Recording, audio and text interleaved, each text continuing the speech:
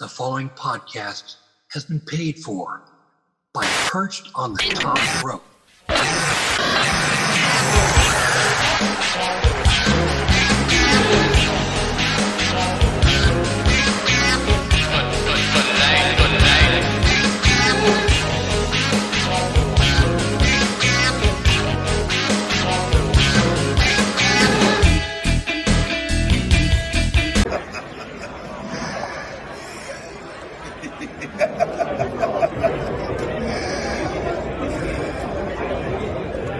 I see you.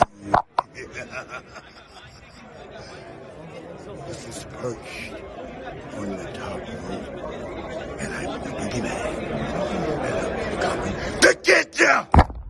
Welcome everyone to Perched on the Top Rope. I am your host, former dirt sheet writer from Rinkside News, Daily DDT, Sports Kita. I am Lee Walker, and this is episode 187. That's for you, New Jack. Of Perched on the Top Rope. And in this episode, we are going to talk about my favorite thing in the entire world, the Royal Rumble. But not just any Royal Rumble, fans.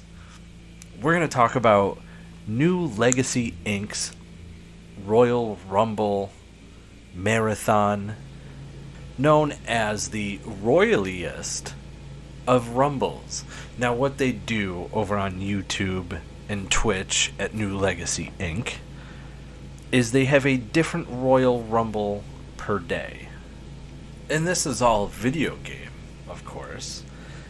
Now this goes January 1st to the 30th, with the last day having the Royaliest of Royal Rumbles, with the winner of each Royal Rumble from every video game squaring off in one last Royal Rumble in what I'm assuming is going to be WWE 2K23.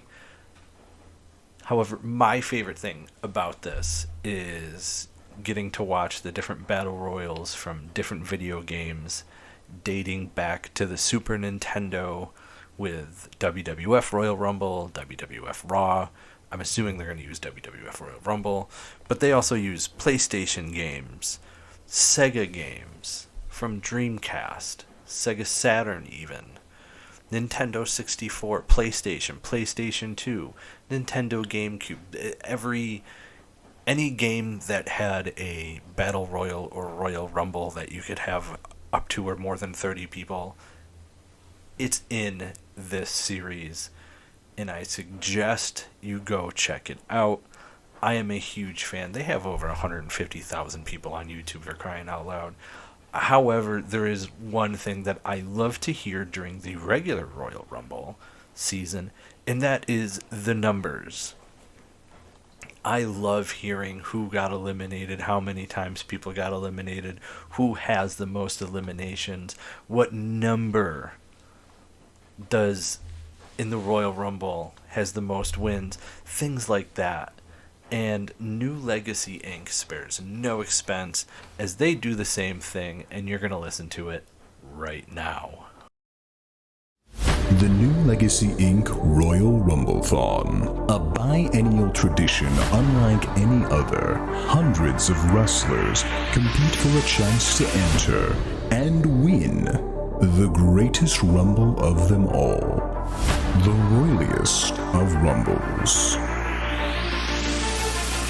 Every single day in January, a new entrant will be determined, and on January 31st, live on Twitch, we will crown the winner of the 2024 Royal Rumble-thon.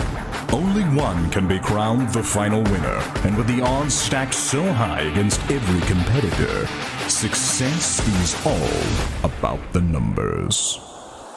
Since 2011, 553 wrestlers, some under multiple names, have faced off in 163 Rumbles. However, only 100 unique winners have been produced, and of those 100 winners, only 4 have gone on to claim victory in the Royaliest of Rumbles. In 2022, we saw nearly 60 wrestlers make their first Rumblethon appearance, but only one emerged victorious. This marked the 14th time a wrestler won their debut Rumble. Winning your first Rumble is hard enough, but only a select few have conquered the field more than once. As Chris Jericho and Scott Steiner proved in 2019, winning multiple Rumbles increases one's chances in the Royaliest. But while 30 competitors have claimed multiple Rumble victories, only one has done it 6 times, the demo god himself, Chris Jericho. Curiously, one man has mastered the art of being the final elimination better than anyone else. Star of the Big Show, The Big Show, who holds the runner-up record with 10. In 2015, Mark Henry single-handedly eliminated half the field on his way to victory, tossing a record of 15 competitors to the floor, a feat that may never be repeated. But since the inception of the Rumblethon, no man has ruled the ring like the King of Kings Triple H, who has scored 129 eliminations across his 92 Rumble appearances. 2. The number of times Sin Cara has eliminated himself from Rumbles, sending his own 2 sweet, delicious, succulent feet to the floor. Amazingly, on 18 different occasions, competitors have eliminated themselves from the Rumble, proving that sometimes your biggest opposition is yourself. 3. Of all the entry positions, none have produced more winners than the number 30, with 37 emerging victorious from that spot. But curiously, 3 competitors have managed to go bell to bell, winning from the number 1 spot: Bubba Ray Dudley, Test, and Kurt Angle. Meanwhile, 14 remains the unluckiest number in the Rumbles, notorious for forecasting bad fortune for its entrant. The record for drawing number 14 thankfully belongs to the most deserving recipient, Vince McMahon. God damn it! In the 7th Rumblethon, we will crown the 5th winner of the Royaliest of Rumbles. And in the end, only one will emerge victorious. Will we see the first ever 2-time Royaliest winner? Or will a new name be etched in history? 30 days, 30 Rumbles, all culminating with the final showdown on January 31st, live on Twitch. The long road to the Royaliest of Rumbles starts now. Now again, if you are a fan, you already know that the first night happened. It is on YouTube. I have the link in the description, as they used the wrestling game Wrestling Empire. It is a game on the PC, and it uses fake wrestlers, if you will. It's not like you're playing as CM Punk, you're playing as like Shooter Punk with the wrestler of CM Punk's likeness in the game. And I keep saying CM Punk because that should be your first hint, spoiler free is the way to be around here. But I will say it, the first winner of the first Royal Rumble in the Royaliest of Rumbles was CM Punk. So not only does he win the first Royal Rumble, he gets the first spot in the Royaliest of Royal Rumbles. And speaking of CM Punk and Royal Rumbles, when it comes to the WWE Royal Rumble this January 27th, my favorite to win is CM Punk, and here's why. Last night, The Rock returned on WWE Raw, as Triple H promised us a former champion would be returning, and at first it was Jinder Mahal who came out and spat off a bunch of blah blah blah nonsense until, you hear that iconic theme music of The Rock and it hits and the crowd. It was electrifying, as The Rock would say. He does all his monikers and all his sayings, and he and Jinder go at it. Jinder attacks him, The Rock beats him up, and then The Rock says, maybe he wants to sit at the head of the table. And the crowd went nuts. So it appears that we are going to see The Rock wrestle Roman Reigns for that WWE Championship. But I think it's going to be at WrestleMania, because The Rock's not going to just come back to wrestle for a title at the Royal Rumble. Absolutely not. Now, I also think this diminishes Cody Rhodes' shot at winning the Royal Rumble, because if Cody Rhodes is going to win the Royal Rumble, Cody Rhodes is going to go after Roman Reigns. But if Roman Reigns is going to be facing The Rock at WrestleMania, well, then I would say that Cody Rhodes won't be finishing the story at WrestleMania 40 in Philadelphia. It'll be CM Punk taking on Seth Rollins. That's just the way I see it. And speaking of The Rock, he does have ownership of the XFL, which a couple days ago they made an announcement to which the XFL is merging with the United States Football League to create the United Football League. And it is set to launch as the Premier Spring Football League. Russ Brandon to be the president and CEO, as Daryl Johnston will lead football operations. The UFL season kicks off Saturday, March 30th, 2024, with the Battle of the 2023 Champions. The Arlington Renegades will take on the Birmingham Stallions. So that's a little interesting piece of information, and while we are at it, we are going to talk a little bit about the free agents that have hit the market as of January 1st. 3 of them come from AEW, one being QT Marshall, who we already knew about as it was announced earlier in December. The next is Sean Spears. And now Andrade El Idolo has made a Twitter announcement thanking AEW and Tony Khan that he is no longer with them. Now, also on January 1st, we also had MLW's Alexander Hammerstone become a free agent, as well as TNA's Deonna Purrazzo is now a free agent as well. Those are your top free agents as of the beginning of 2024.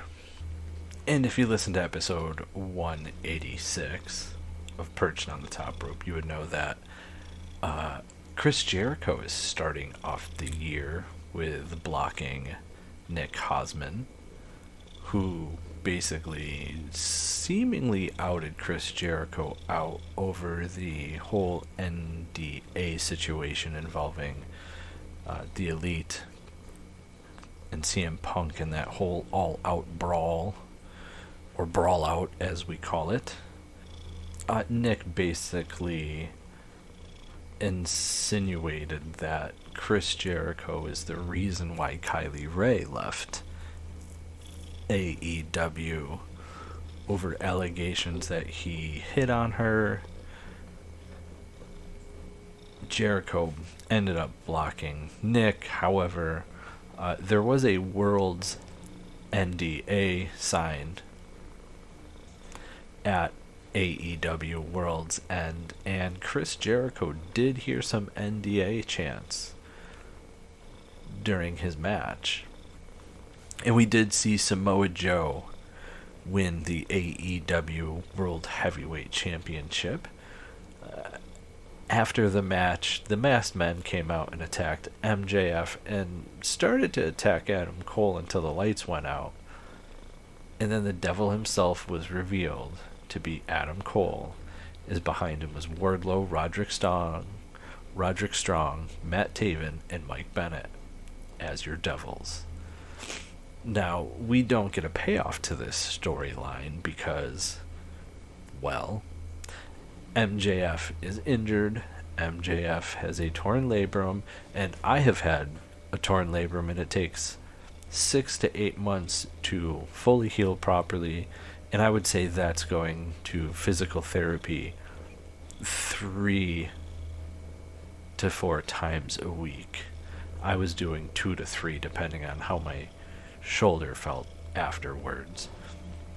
Now, AEW is going to play off this. They're either going to play off that he hasn't re-signed, and that's why he was taken off the roster page. But we do know he has a torn labrum, and it's a 6 to 8 months off. The other part of this is because of Adam Cole and the Devils, it could be the whole MJF not being part of AEW, but then mysteriously reappears after his surgery, and he's re-signed with the company. He's all there. Unfortunately, because of this, that we do have to wait for the payoff between Adam Cole being the Devil while MJF is away. But one thing we don't have to wait for is the fact that at the media scrum after AEW World's End, Tony Khan was asked about everything involving Chris Jericho and these harassment allegations, and Tony Khan was wearing a wig and these big sunglasses, but to his defense, that was because he and Tony Storm were playing a bit. It was Tony Storm that gifted him the wig and the hat. However, he should have read the room.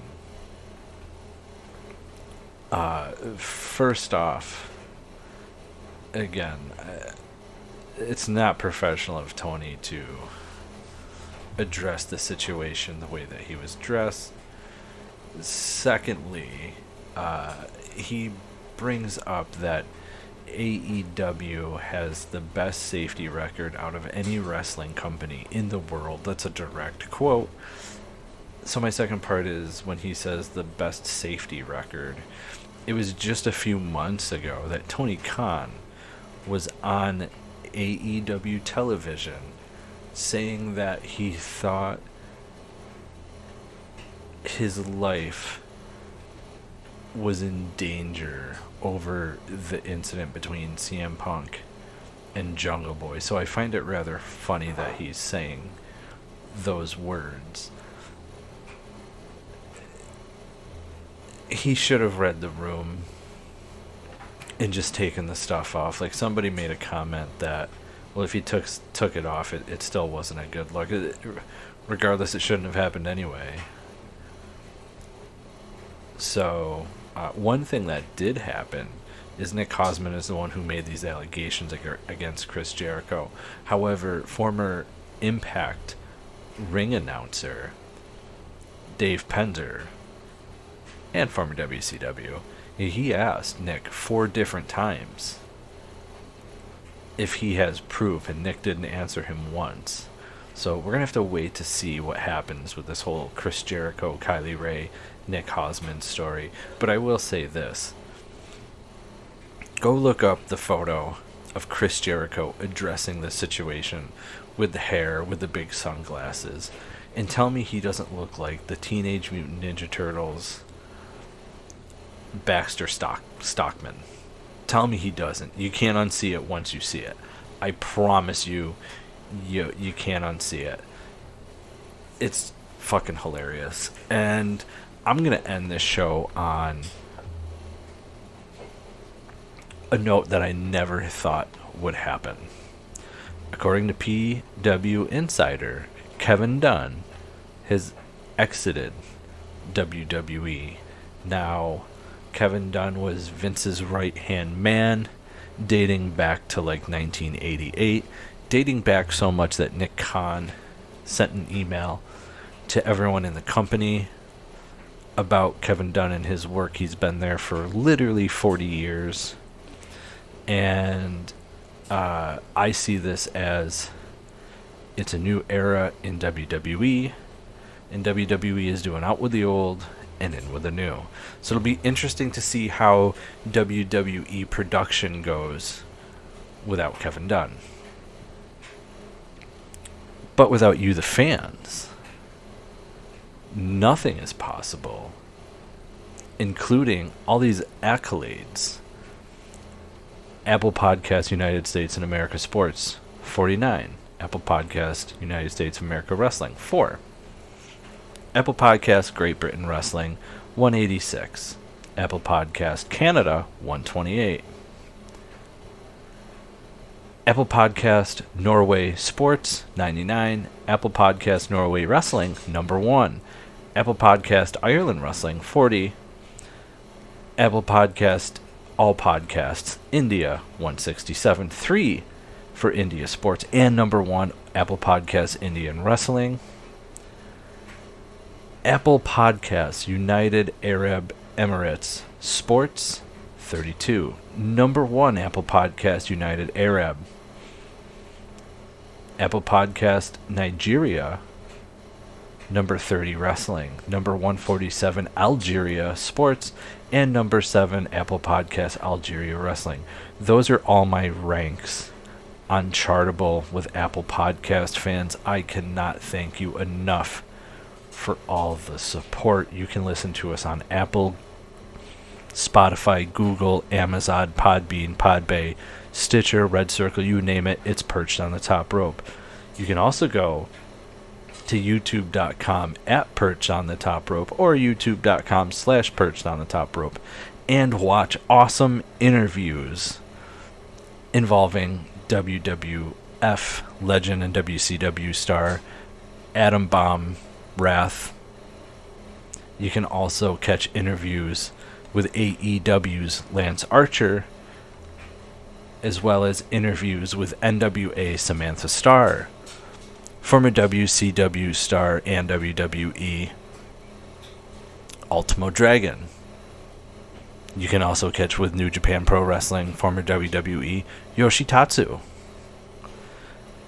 Other great interviews include TNA's Eddie Edwards, Will Ospreay, Alex Shelley, Gail Kim, and MLW's and former UFC fighter Tom Lawler and Ricky Shane Page.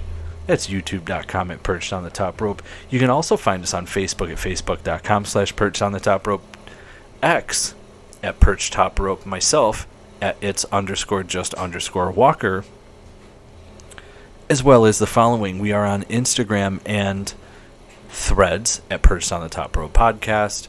You can also find us on Twitch at twitch.tv/Perched on the Top Rope, where I am playing AEW's Fight Forever Stadium Stampede, which I am currently ranked 104 in the Stadium Stampede mode. You can also catch me playing WWE 2K23, because after all, it is Royal Rumble season and I love the Royal Rumble. You can also find us on TikTok at Perched on the Top Rope, where I recreate the greatest professional wrestling moments in history using Celine Dion's My Heart Will Go On, because after all, Celine Dion's My Heart Will Go On makes everything better. And if you don't believe me, you can go watch the video of Zack Ryder winning the Intercontinental Championship at WrestleMania 32. So with that being said, ladies and gentlemen, make sure you listen to the podcast every Tuesday, Thursday, and Saturday. It's Perched on the Top Rope. Remember, spoiler free's the way to be. I'm out.